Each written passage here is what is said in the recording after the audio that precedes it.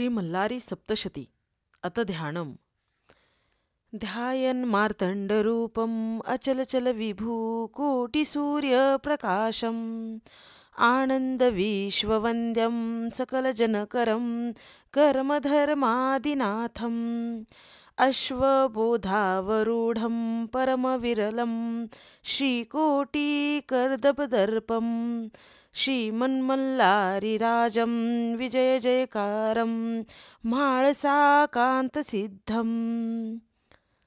अध्याय पहिला. श्री गणेशाय नमः. श्री कुलदैवताय नमः. अक्कलकोट निवासी श्री स्वामी समर्थ महाराजाय नमः. श्री मल्लारी मार्तंडाय नमः.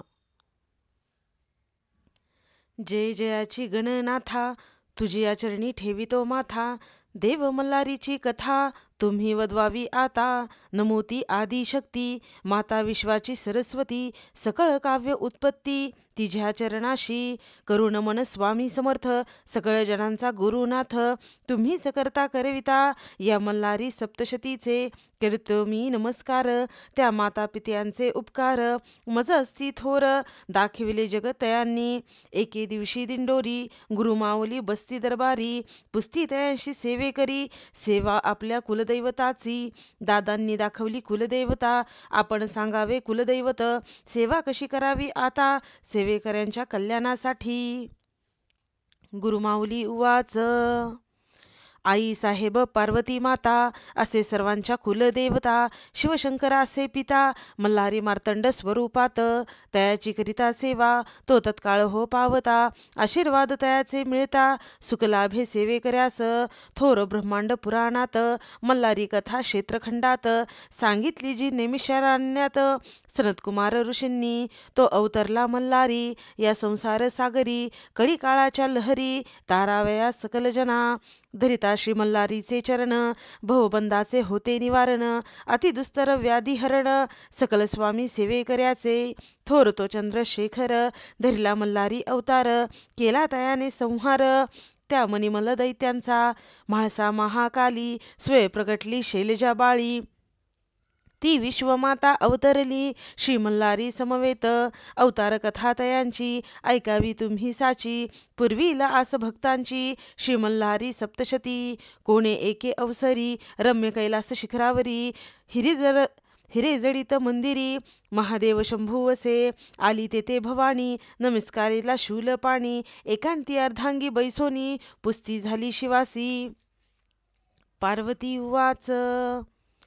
देवा तुमचे नाना अवतार तयासी नसे पार. जो उद्धरील मानवा भवसागर तयांचे महात्म्य सांगावे. करिता कोणते व्रत सेविता करे पवित्र. ऐसे कोणते तीर्थक्षेत्र सांगावे मज प्राणप्रिया. श्री शंभुवाच. श्रीदेवी अंबिके वरानने तुझ सांगेन वचने. भक्ती मुक्तीची कारणे मल्हारी अवतार माझा. पूर्वी कृतयुग माझारी कवने एके अवसरी.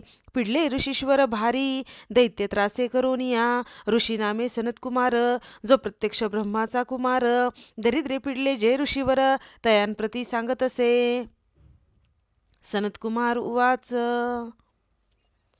सप्तधर्म पुत्र तपाशी आले मनिचूर पर्वताशी. अतितीव्र तपे मानसी करीती झाले आश्रमासी. त्या आश्रमाचे महिमान श्वापदे वैर सोडून करीती क्रीडा एकत्र. स्वानंदपणे नांदताती तया वनाच्या ठाई. मयूर नास्ती पाही कोकिळ आळविती लवलाही. बकशुकरुंजी करीताती ऐसा तो आश्रम मनोहर. वर चंपकलतांचा बडीवार. केळी नारळ फणस सुंदर शोभत असे तया अंगणी. आश्रमातली सरोवरे जले परिपूर्ण मनोहरे. कमळे फुल्ली सुंदर मंद मंद सुवासित.